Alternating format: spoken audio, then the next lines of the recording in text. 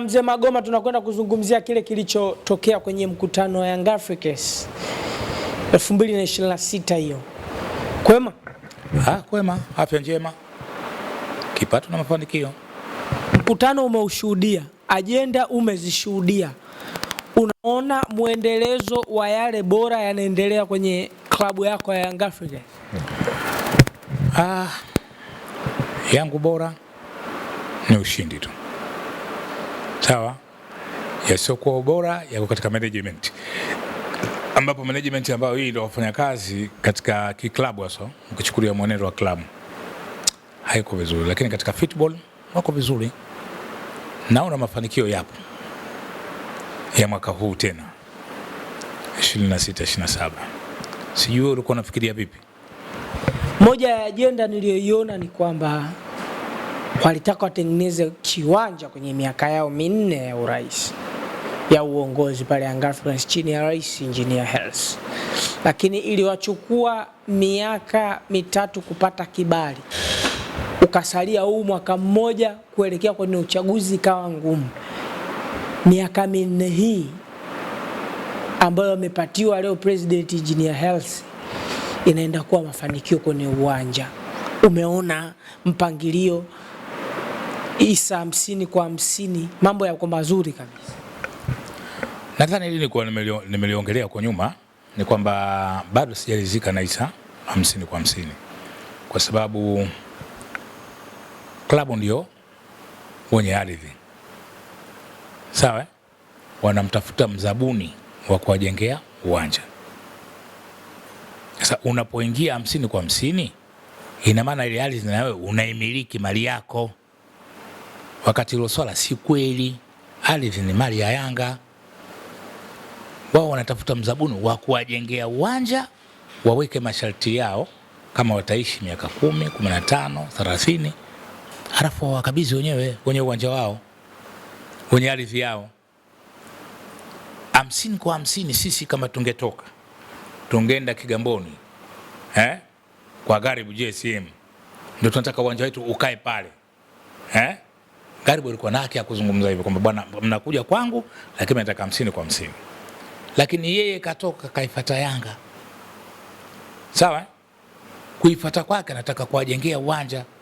Sasa uwezi ukasema kwamba uwanja ule wa 50 kwa 50 ni kuwanyang'anya masikini mali yao. Bado naipigia kelele, hii ni kuwapora. Na ukweli kabisa siku ya leo na maamuzi yao ufanyika hapo, kwa kupiga kura za kunyosha mikono juu, kwa sababu kwanza ile kura kunyosha mikono juu tu si kulalale, kwa sababu hata asiyekutaka atashindwa kukukataa. Lakini msema kweli alikuwa ni sanduku. Mnapiga kura katika sanduku, mnahesabu zile kura, wangapi wameridhia, wangapi hawakuridhia. Lakini pale nimeona wanachama 10 tu wamenyanyuka kwa kutokubaliana na hilo. Leo katika maamuzi makubwa ya upigaji kura wanachagua viongozi kwa kunyosha vidole juu. Sababu kula ni siri. Sawa? Na kwa nini kaitwa kula ni siri? Kula mtu unaweza ukamkataa ikiwa ndani ya box, na anayegombea ni swaiba wako, lakini sasa wewe umtaki aongoze, lakini unaweza ukamkataa kwenye box. Lakini sasa ukiweka kula ya vidole, na maana yule umemnyima demokrasia yake ya kupiga kula. Unamlazimisha akuchague wewe bila yeye kutaka yeye mwenyewe. Lakini wameonyesha vidole watu wengi, maana wameridhia na yale yalikuwa yanazungumzwa. Swala la uwanja, swala la mabadiliko kwenye baadhi ya vifungu vya kwenye katiba. Watu wameridhia, wamenyosha vidole kwa wingi. Ndio maana nikakwambia vipi? Kuna mkutano mkuu wa wanachama na kuna mkutano mkuu wa uchaguzi. Sawa? Ingekuwa huu ni mkutano mkuu wa wanachama tu, sawa, unapeleka hoja kama hizo, utaanza kanyosha vidole. Nikuchukulia mathalan katika mkutano wa Yemen, sawa, sisi tulikuwepo katika mkutano ule, na hoja iliyotoka pale ni kwamba tumeletewa makabrasha ya rasimu ya katiba kwamba Yanga sasa hivi inataka kwenda katika mabadiliko ya mwenendo wa kuendesha Yanga. Pia walipendekeza, sawa, na mabadiliko ya katiba. Sasa sijui wanachama mnasemaje? Wanachama wote tulinyanyuka juu, tumekubali Yanga ifanyiwe mabadiliko ya uendeshaji na tumekubali Yanga yafanyiwe mabadiliko ya katiba. Sawa? Nadhani mimi nataka nieleweke hivyo. Hata mwanachama wetu mpya kiongozi wa serikali Chalamila, nahitaji nao vipi alielewe hili, asipaniki tu kwamba watu msibishe watu. Kupinga lazima tutapinga, kwa sababu yeye akuwepo katika mkutano na hakujua katika mkutano ule kilimezungumzwa nini. Mshaelewa bwana? Lakini wanachama wa Yanga hawakuipitisha ile katiba yao. Katiba yao imekwenda katika uchaguzi moja kwa moja.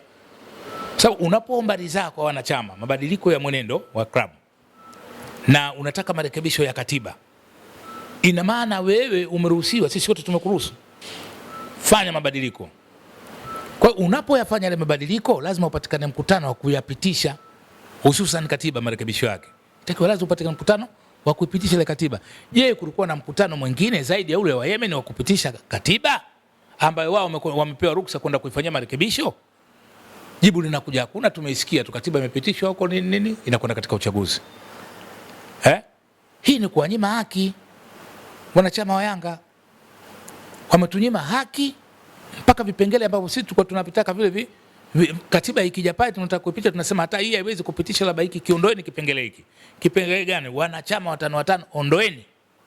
Wamepinga vipi haki wakati watu ukumbini wamefurika kwa furaha baada ya kuona viongozi wao waliopita na hawa wapya waliopo wameonyesha furaha na walipiga pia kula za wajumbe? Yani umetapika. Zaidi ya watu 800 Magoma wamefurahia hichi kilichoendelea kwenye mkutano mkuu. Ndio maana nikakwambia vipi, kuna mkutano mkuu wa wanachama ambao hauhusiani huo na katiba mabadiliko, na kuna mkutano mkuu wa wanachama ambao wanakwenda katika uchaguzi. Kuna vitu viwili hapo na tofauti. Sawa bwana? Sasa hapa unatakiwa mtu uwe mjanja sana kufafanua hili au kukaa ili kulijua hili. Natakiwa uwe na muda sana. Huu mkutano mkuu wa uchaguzi wa viongozi, lakini ndani ya mkutano mkuu imekuja hoja nyingine ya kubadilisha vipengele vya katiba, kwamba rais anachaguliwa huyu mmoja kwa kula. Sawa? Makamu wake atakuwa wa kuteuliwa. Sawa? Mimi kwa uono wangu wa mbele kivision, ndio nilikuwa naona kabisa kwamba hawa wanataka kupotea. Sawa? Kwa sababu katiba, unapofanya mabadiliko yale ya katiba, si lazima upeleke katika vyombo husika vya nchi vya michezo. Sawa bwana? Sasa utachagua leo hii ubadilishe, halafu leo hii uwe tayari wewe makamu wa rais kaondolewa, wewe uteue. Ina maana kwamba umekwenda kinyume na katiba. Nadhani hilo kidogo Mchungale kaliona. Na katika kumbe nadhani kwamba kulikuwa na butwaa kidogo. Mbona tumeambiwa hivi, mbona linakuja hili? Lazima watu wapigwe na butwaa. Tumeambiwa kwamba makamu anateuliwa. Mbona kaja kuomba kula na kapitishwa kuomba kula kutokana na njia ya vidole? Unaona? Nadhani hata engineer mwenyewe baadaye anaweza kauliza hii imekuaje? Baya kama mchezo kwa kucheza mwenyewe, sawa? Sasa hii imekuaje? Bado nafasi ya Mchungale kueleza, atawaeleza. Kwa sababu hakuna kitu kitakachofanyika bila kupitia katika vyombo vya taratibu za kisheria vya soka. Sawa? Kwa sababu hata sisi vipi tulikuwa tumekaa tunasema kwamba acha wapitishe tuone. Acha tulionele wanayotaka tu afanye. Tungeenda kupinga tu kwamba kitu sio sahihi. Je, serikali pale mkono wenu uko wapi? Baada ya mabadiliko yale mmeletewa ile la simu kwanza kuja kuipitisha mabadiliko yale? Hakuna. Watachaguana vipi hawa?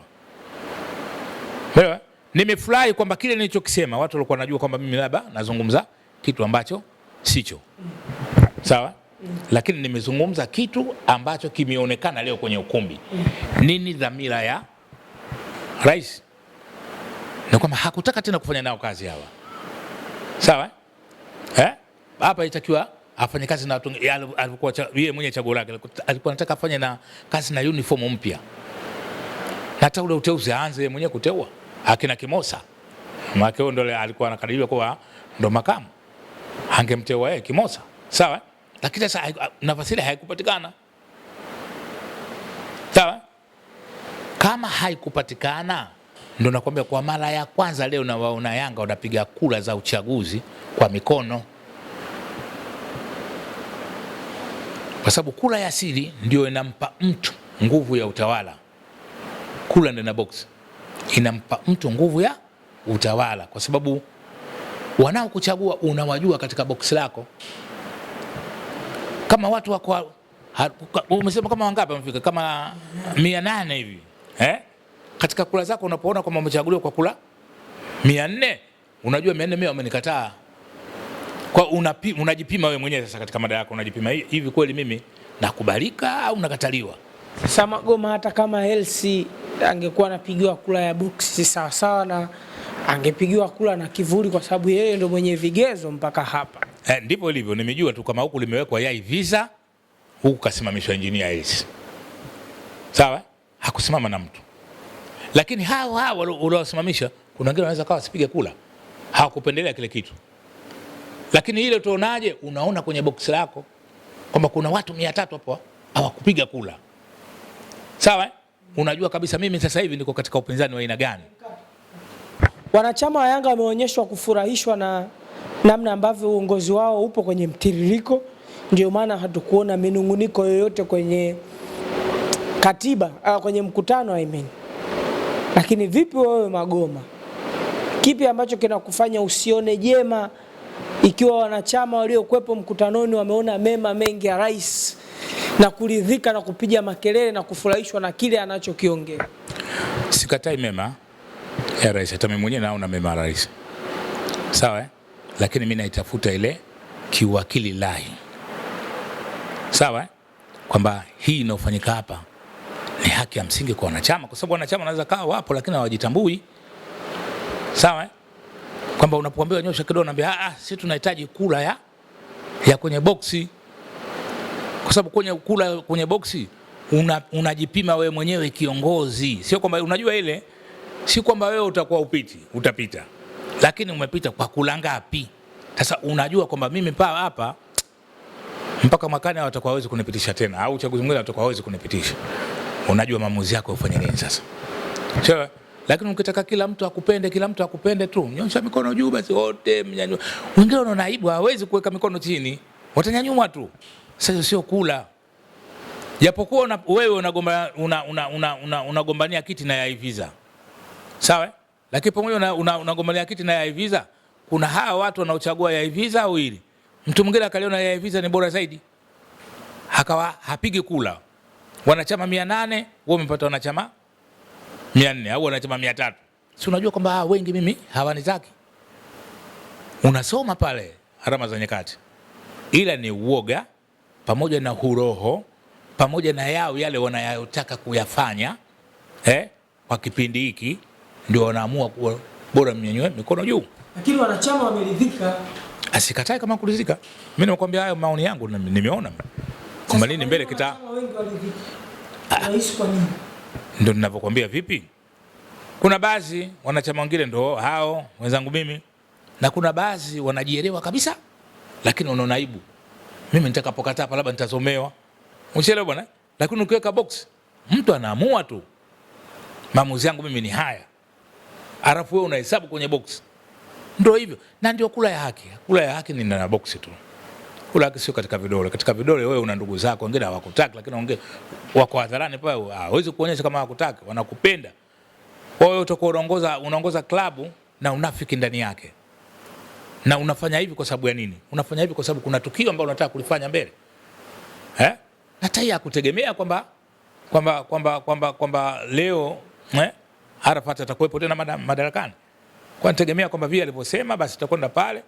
Wangapi mmesema hivyo, sawa na mnapitisha hilo, basi anapewa nguvu ya uteuzi. Anamteua Kimosa wake aondoke naye, lakini ni matokeo mabaya sana kwake yeye. Sawa? Sababu leo hivi anakwenda yuko hivyo. Kesho anakwenda anakwenda kugombea mjumbe wa nyumba 10. Watu tena washamjua kwamba ni mtu aina gani. Na kutambona Yanga mimi nilikuwa nakubalika kwa nanigaragaza. Kwa nini? kwa sababu yale unayoyafanya watu wa Tanzania sasa hivi sio wanaofahamu. Sawa, Yanga inachukuliwa. Hii hoja ya leo, Yanga inachukuliwa na watu wachache wenye nguvu ya kiserikali, lakini wamepewa haki na nguvu ya kiserikali wa wadhulumu masikini. Huwezi kusema asilimia zilingane 50 kwa 50. Hebu usiongeka pembeni basi wakasema bwana ngoja turudie tena ile pambano. Sisi yani klabu inakuwa iwe na matamko yake kwamba tunatoa tenda hii hii tenda, mtu atakayejenga uwanja wetu awe na ukomo. Sawa bwana, na ukomo huu utakuja katika asilimia 51 kwa 49. Hili mbona yeye kuliweka, anaweka moja kwa moja kwamba watu wachukue tu. Sasa hawezi kuwa kiongozi wa Yanga, hafai. Mtiririko wa huu mkutano na uchaguzi ndani umeuonaje? Iwe hivi hivi milele, mnapata time ya kuchagua, mnapata time ya kujadili mambo yanayohusu club? Sikupendelea kwa hata mwandishi wa mkutano mkuu uchaguzi mama, sikupendelea sababu vitu viko tofauti. Vitaka hivi kianze hiki kimaliziwe hiki. Sawa, kaanza mkutano mkuu wa marekebisho ya katiba, halafu tunakuja katika mkutano mkuu wa uchaguzi wa viongozi. Sawa, yani kila sehemu iwe inajitegemea, lakini hapo unafanya hivyo. Yani hii wamefanikiwa pale katika ukumbi wa Yemen, ndio nataka kuitumia tena huko kwa wanachama. Ndio pale nilipokuambia hata ile katiba hii wanaochaguana wao wanaochaguana, wanachama wa Yanga hawakupitisha. Wanachama wa Yanga katika mkutano waliombwa ridhaa, sawa, ya marekebisho ya katiba na Yanga kwenda kuendeshwa sawa kisasa, si ndio bwana? Yanga wamenyanyuka wote, wamepiga kula hiyo ya mikono hiyo walikuwa wanaitaka wao, wamekubaliana na hilo. Lakini je, walipokwenda kule kurekebisha ile katiba walirudisha kwa wanachama waipitishe, kitu ambacho hakikufanyika. Wakapeleka serikalini na gongo muhuri kule kubalika nini, na kwa tayari imepitishwa. Yani serikali katika vyombo husika imepora haki ya wanachama kupitisha ile katiba. Sawa, vyombo vya serikali vilihusika moja kwa moja kupora haki ya wanachama kupitisha katiba yao. Bado mimi napinga ile katiba, sio katiba ya Yanga. Ile katiba haina nguvu kwa sababu haijapitishwa na wanachama wa Yanga. Lakini serikali wapo, wamefanya uchaguzi miaka 4. Wanarudia tena kufanya kitu hicho miaka 4. Tena hiyo miaka 4 yenyewe bado wamepeleka na kitu kingine juu yake. Kwenye klabu ya wanachama. Sio klabu ya mtu ile, klabu ya wanachama. Wakati hiyo katiba ambayo waliopitisha serikali kule, wamepitisha wao bila wanachama kuipitisha, imewatenga wenye chao. Imewabagua. Hawa ndio, hawa sio. Mimi siwezi kukubaliana nao. Nitakuwa naangalia macho kesho, siwezi kukubaliana na kile nitapiga. Sichoki kulizungumzia. Wale wasiokuwa na ufahamu mpaka wafahamu. Kwenye mpira, kwenye soka tupo wote, hatuna matatizo. Management tu uendeshaji wa klabu. Ujanja umekuwa mwingi. Watu wajanja wamegundua pale kama kuna hela. Tutaipataje hela? Sasa hela tusile hivi. Bora tuichukue kabisa ile klabu hiyo mali yetu sisi. Yaani wanawapora wenyewe. Kuna bosheni tu ya wanachama pa wamekaa. Hawa 5 ni bosheni tu. Na hata 5 kwa sababu leo wanatumika hivi kuvipitisha hivi vitu, kesho itakuja hawa wanachama 5. Kesho hawa 5 watatungiwa katiba hawa ya kuwaondoa wale 5. Klabu iko kwa mtu. Sio mali ya Yanga tena. Watakuja kushangaa tayari klabu ishachukuliwa. Basi mimi nikushukuru. Mimi nawaombea dua. Wafunguke. Yani zile akili za kufungwa zifungukwe. Wasiwaogope viongozi wa serikali kwa sababu wako pale. Hapana. Haki yako ya msingi unaizungumzia. Usiogope. Sawa, usiogope kwa kitu chochote.